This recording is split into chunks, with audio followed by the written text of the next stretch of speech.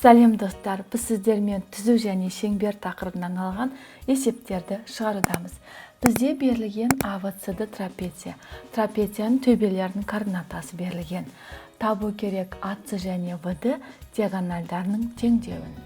Алдымен А төбесінің координатасы абсцисасы минус 2 ординатасы минус 2-ге тең, Б төбесінің абсцисасы минус 3 ординатасы 1-ге тең, С төбесінің абсцисасы да ординатасы да 7-ге тең, Д төбесінің абсцисасы 3-ге ординатасы 1-ге тең. АЦ диагоналінің теңдеуін жазайық. Ол үшін А мен С төбелерін қосамыз. Ал екі нүкте арқылы өтетін түзудің теңдеуінің формуласын еске түсірейік. Яғни x минус x1 бөлінген x2 минус x1 тең болады y минус y1 бөлінген y2 минус y1. Алдымен АЦ диагоналінің теңдеуін жазамыз.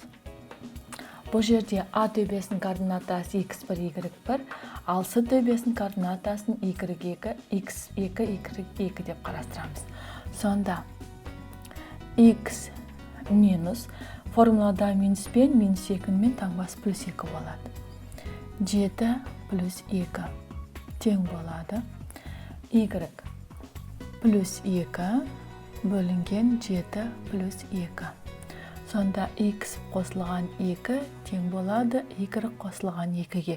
Бөлімдер 9 бірдей, 9-ға көбейтіп жіберсек теңдігіміз x қосылған 2 тең y қосылған 2-ге. X қосылған 2 алынған y алынған 2 тең 0. Екілеріміз қысқарып кетеді. X минус y тең болады 0.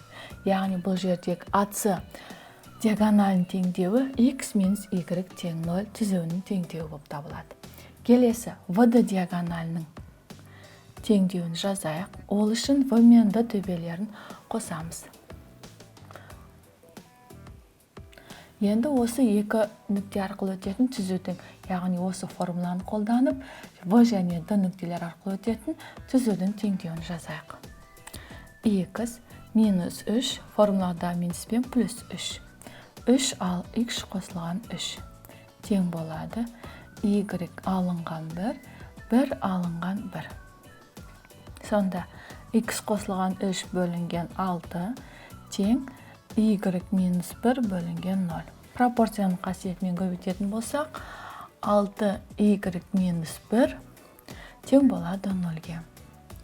Y минус 1 тең болады 0-ге, y тең 1-ге. Яғни ВД диагоналінің теңдеуі y тең 1 болады. Сонда жазайық жауабын. АЦ диагоналінің теңдеуі x минус y тең 0 болса, ВД диагоналінің теңдеуі y тең болады 1-ге. Балалар, біз сіздермен қарастырдық түзу мен шеңбердің теңдеуінен алған есептердің шығару жолдарын.